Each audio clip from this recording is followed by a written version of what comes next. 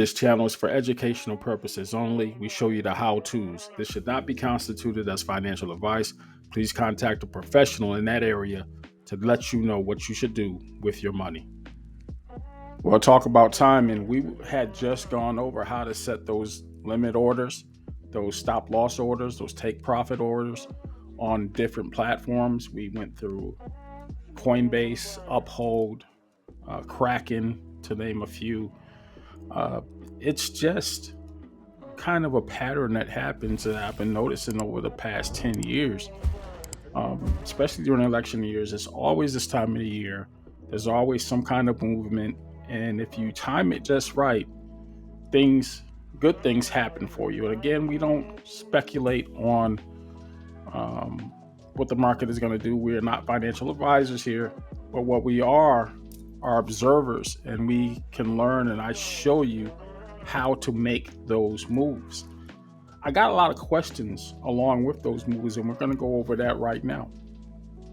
Now, our first question comes from one of my subscribers by the name of Braden Miller. And Braden asked on Kraken Pro, he wants to buy at a certain price and set a take profit for the order with a stop loss. Is it possible, or does it require more than one order to be placed? Just by the nature of the question, yeah, because you're setting up multiple conditions, right? You're setting up an instance where you want to set that price to take profit when the current price or hits a particular number, right? That's no different from what we did with the limit orders. So you know when you set it up that, hey, this is the amount I want to pull out.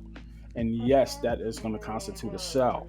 So what you have to keep in mind in all of these apps, whether it's Kraken, Kraken Pro, Uphold, Coinbase, whatever, typically it's first come, first serve. So when that first condition is met, that order closes. Now, I had a bunch of failed orders happen because when I sold um, my crypto but for this particular coin, when I sold it, there was no way to meet those other conditions.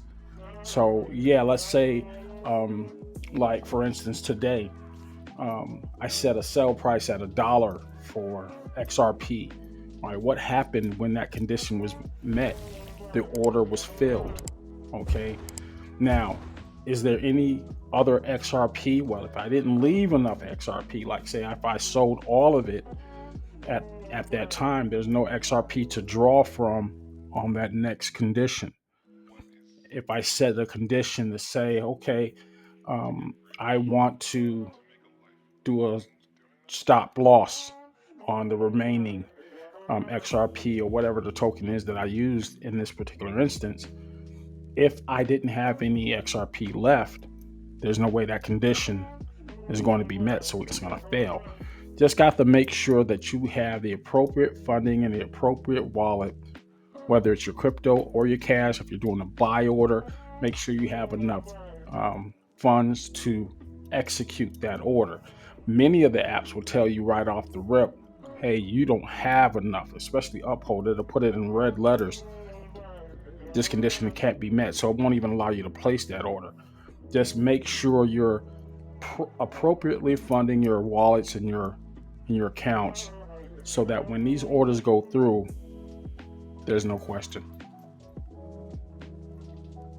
Street Taco is getting straight to the chase. He wants to know when those tax statements are going to come out for next year. All right, so when we get ready to file our taxes, keep in mind the day after Valentine's Day is the deadline. That's February 15th. So after you say your sweeties and buy your candy and flowers for your girl, keep in mind your other girlfriend, the U.S. government, wants a kiss too the very next day. So get your stuff together. Now, the interesting thing about this, know your tax bracket. And again, contact your financial advisor. NerdWallet has a nice page out that shows you based on your income and based on what type of uh, tax rate you're going to be paid, whether it's a short term or long term tax. And we know that short term cryptocurrency transactions, those that you have initiated or started within the calendar year, like 365 days, those are considered short term.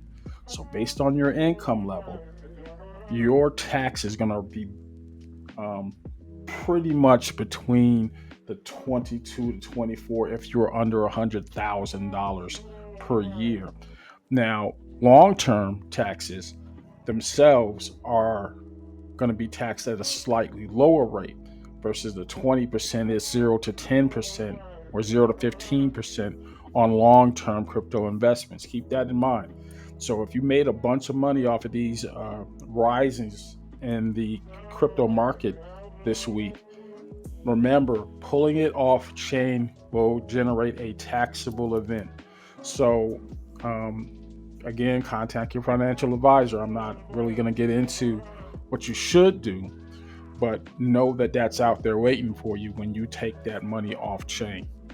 And the deadline for the federal government to get those forms out to you, either through the app that you use yourself or through mail, whatever it is. But actually, you're going to get those forms from your exchange, from your broker. They're acting as a broker. And you're going to have a deadline, February 15th, 2025.